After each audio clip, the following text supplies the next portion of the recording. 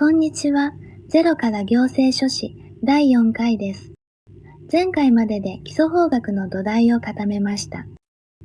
今日からはいよいよ憲法に入ります。第4回のテーマは憲法の基本原理です。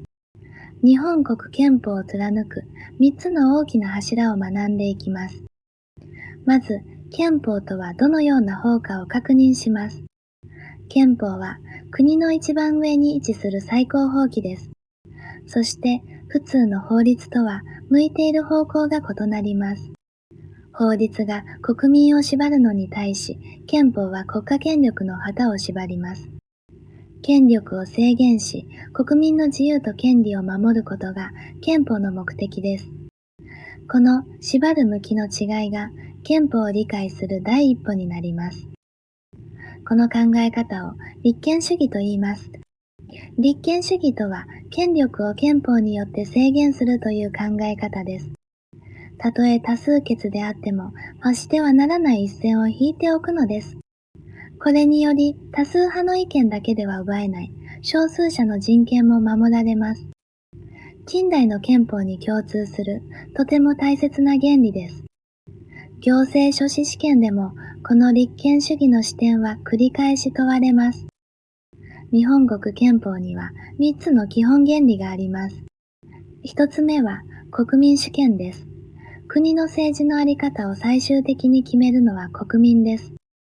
2つ目は基本的人権の尊重です。人は生まれながらに権利を持つという考えです。3つ目は平和主義です。戦争を放棄することをはっきりと定めています。この3つを順番に見ていきましょう。1つ目の柱は国民主権です。国の政治の在り方を最終的に決める力は国民にあります。国民は選挙で代表を選び、その代表に政治を託します。また、日本国憲法の下で天皇は政治の権力を持ちません。天皇は日本国と国民統合の象徴と位置づけられています。国の主人公は国民であるという点をしっかり押さえましょう。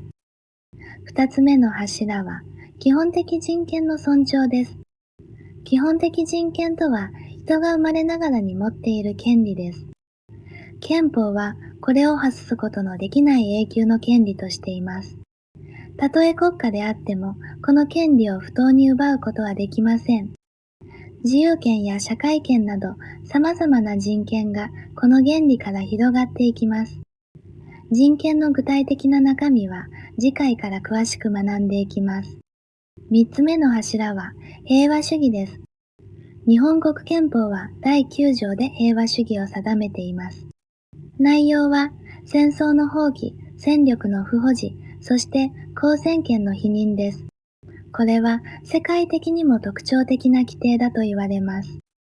平和主義は前文でも繰り返し確認されています。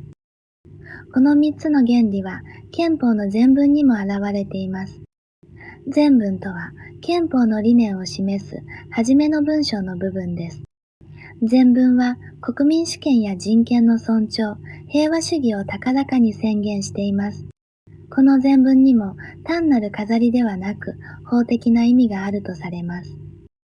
つまり3つの原理は憲法全体を貫いているのです。ここで憲法の位置づけを確認します。憲法は国の法秩序の中で最高の効力を持ちます。そのため、憲法に反する法律や命令は効力を持たず無効となります。これを最高法規制といい、憲法第98条が定めています。この考え方があるからこそ、後に学ぶ利権審査制も意味を持ちます。だからこそ、憲法は国全体の土台になるのです。では、憲法を守る義務は誰にあるのでしょうか。憲法第99条は、憲法を尊重し、擁護する義務を定めています。その義務を負うのは、天皇や大臣、国会議員、裁判官などです。つまり、権力を扱う側が憲法に縛られるということです。反対に、国民を縛る義務としては書かれていません。この義務の目当て人に国民が挙げられていない点が重要です。憲法は簡単には変えられない公正憲法です。改正にはまず国会の発議が必要です。各議員で総議員の3分の2以上の賛成がなければ発議できません。その上で国民投票により国民の過半数の賛成が必要です。最後は天皇が国民の名で改正を交付します。これほど厳しい手続にすることで憲法の安定が守られています。普通の法律より改正が難しい憲法を公正憲法と呼びます。ここで今日のクイズです。憲法を尊重し擁護する義務を負わないのは次のうち誰でしょうか。 A は国務大臣、B は裁判官、C は一般の国民です。少し考えてみてください。正解は C の一般の国民です。99条の義務は権力を扱う公務員に向けられたものだからです。憲法は権力を縛る法であるという考え方が現れています。今日のまとめです。日本国憲法の基本原理は国民主権、基本的人権の尊重、平和主義の3つです。憲法は国家権力を縛るための最高法規です。改正には各議員の3分の2以上の発議と国民投票の過半数が必要です。権力を縛り、人権を守るという視点をいつも忘れないようにしましょう。この土台の上に、これから人権や統治の仕組みを学んでいきます。次回は憲法の第2回人権総論です。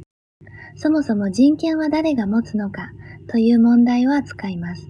外国人や法人にも人権が認められるのかを判例とともに整理します。この動画が役に立ったら高評価とチャンネル登録で応援してください。それでは次回またお会いしましょう。